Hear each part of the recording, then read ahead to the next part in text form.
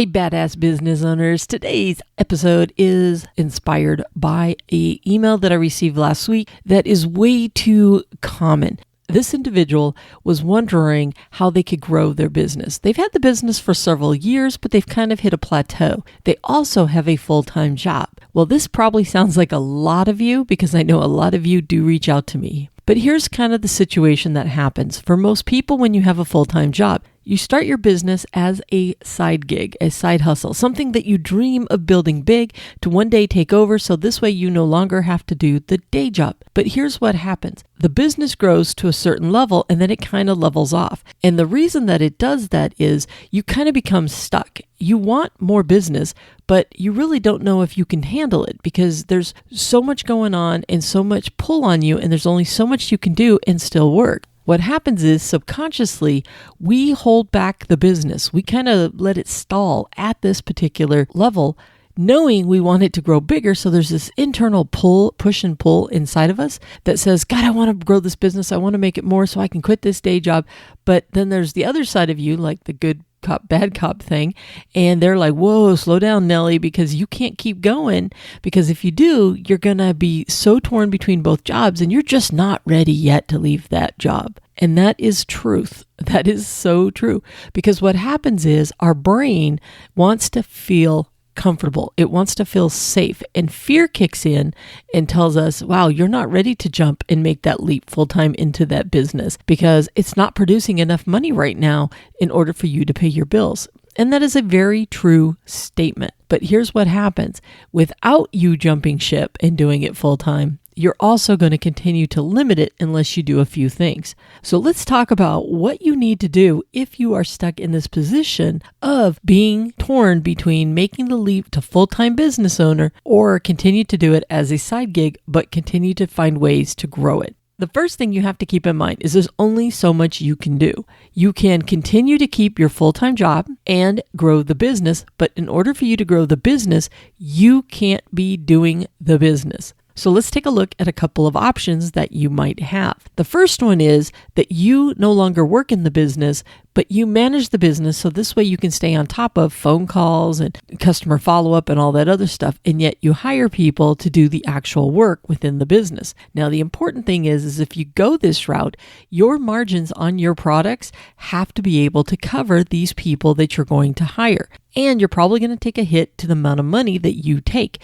because the money that you used to pay yourself for doing it is now going to go to someone else, which means you may have to change your pricing a little bit, and you're going to definitely have to make sure that all of your costs and expenses are covered. So this way you can provide a profit that's going to make you some money. But now you don't have to focus on doing the actual jobs, and you can schedule them a little bit differently if you have other people that you can rely on to do the work that you once did. Now, this one is not an easy one. It is very difficult for you to let go of your baby, and you're going to be spending a lot more time on the hiring process and developing and training people. Now, another option that you have is you can increase your sales by just increasing your prices. You can leave it the way that it is, but you can increase those prices, which are going to give you a little bit more profit in that business. Now, for most of you, there's only going to be so much that you can do with the prices that you have, and therefore you might bump up your profits.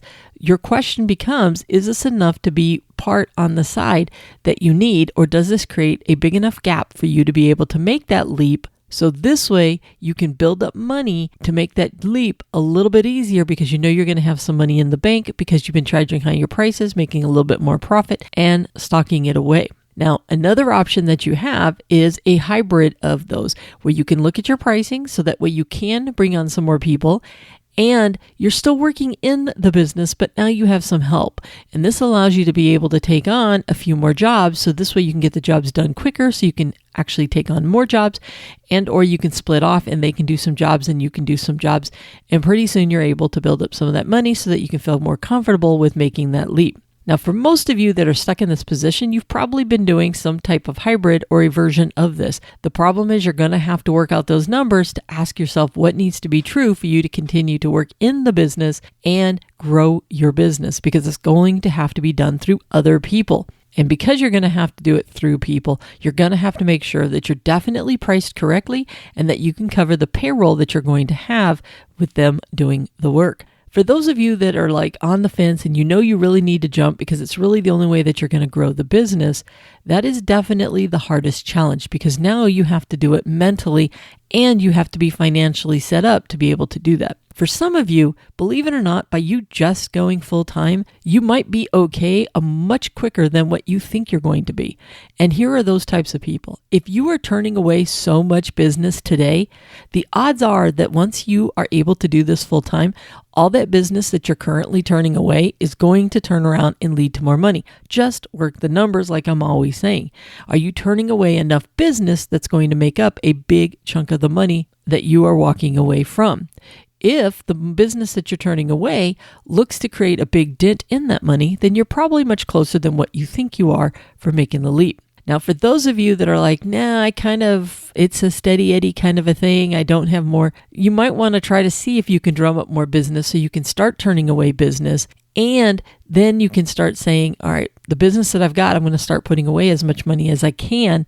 So this way I can make that leap. And if it's going to take me, 3-4 months to get this business running at the speed I need to, I've already got more customers coming in and I've got money put away to be able to pay the bills. For most of you, if you are living off of both the money that you're making in your side gig and your day job, you might want to see how much you can do to just live off of the day job. So this way, the money you make from the business is put back into the business to be able to help you grow and to start creating the funds you need. Let that account grow. So this way, you have a reserve later for when you are ready to make that leap. Now, before you do any of this, you've heard me mention run the numbers.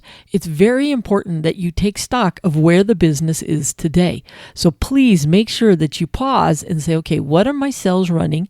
How much business am I turning away? How much are my costs running? What percentage? Make sure you're understanding that P&L. Make sure you understand, are your expenses going to change at all the minute you make that change? Because right now your expenses might be minimal, but are they going to change if all of a sudden you become full-time? You need to make sure you run those numbers and you know exactly what you need to be doing in sales to be able to produce the income that you need to do. And you can always work it backwards. Remember, if you start with the end in mind, you can figure out how much business you need to do. Because if you say, hey, I need to be able to make $4,000 in order to live comfortably, then you need to work your numbers backwards and say, in order for me to create $4,000 in profits, how much do I need to be doing in sales that are going to cover my cost of goods and my expenses and still produce the $4,000 in profits? But remember, you don't necessarily have to have $4,000 in profits. You need to be able to create enough money to pay you, the employee in the business, and for the business to be profitable. So if between the money you would take out as the employee doing the work, plus the profits from the business that you can take out as an owner's draw is going to cover your $4,000, then you're probably going to know the exact number or what you need to accomplish.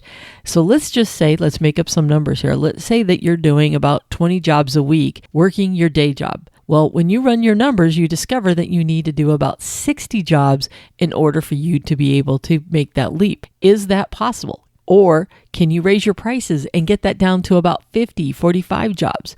By raising your prices and still being able to create that same type of business that you need, will it work?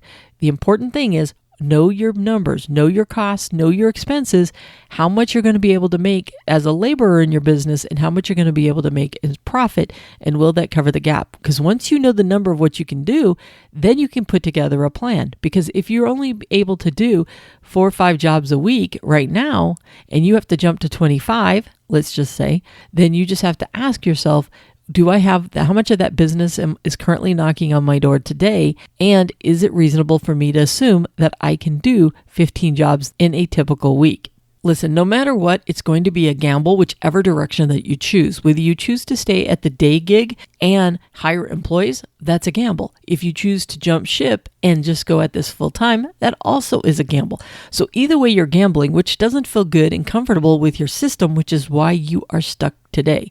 You're going to have to make a decision if your primary goal is to grow the business.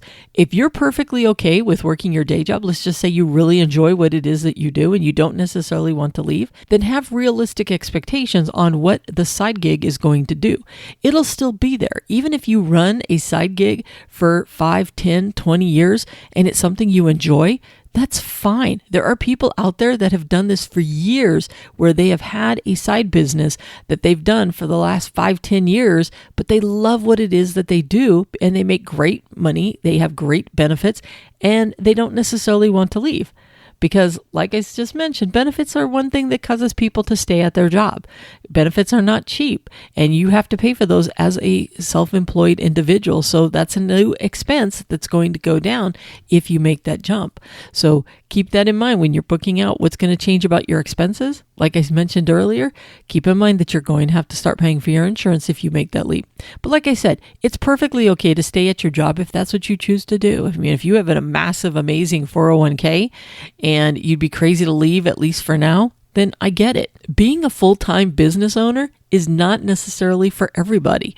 Some people do wonderful as a side gig while they're having their business. And other people, they just have to go out and build their own because they know they're sitting on a gold mine in what they can build. And they need to make, as quickly as possible, be able to leave that side gig. I'm going to support you as well because for many businesses, you absolutely can create a great living doing your business on the side. So with that said, you have a couple different options. If you have a full-time job and you are running a business, you can continue to do your full-time job, run your business, use the power of other people if you want to continue to grow it, whether it's you running the business only and them doing the work, or a combination of where you're running the business and you've hired some people to do the work or to answer the phones or to do whatever it is that you need to do. Or you can look at your pricing and you can continue to do things as you're doing, but you're making more profit because you've raised your prices.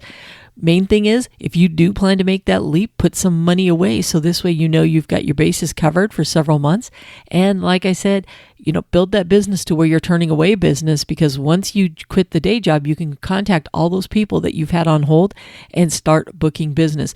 And by the way, before I forget, if you are going to make that leap and you're turning people away, go ahead and book out business. If you know you're going to leave on February 15th, make sure that you have jobs lined up full time from the 15th on. So this way you can hit the ground running with as much business already scheduled out versus starting from scratch. So keep that in mind. I meant to mention that one earlier. All right, with that, I'm going to go ahead and wrap up so that way you guys can get going. But hopefully you've gotten a nugget or two out of this and you are much closer to deciding on what it is that you want to do. Do you want to keep the day job and build a business, or do you want to set it up so that someday you can leave that day gig and go 100% as a full-time entrepreneur? With that, I'll talk to you guys on the next episode.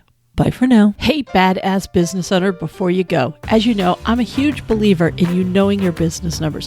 After all, it isn't about how much you sell, it's about what you keep.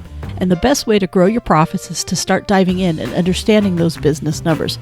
To help you on this journey, I have created the Know Your Business Numbers course. We will walk through how to read your profit and loss statement. You'll learn the key calculations that'll help ensure that you're making a healthy profit on all of your products or services, plus a ton of other good stuff that'll help you learn how to use those business numbers to create even more sales and profits.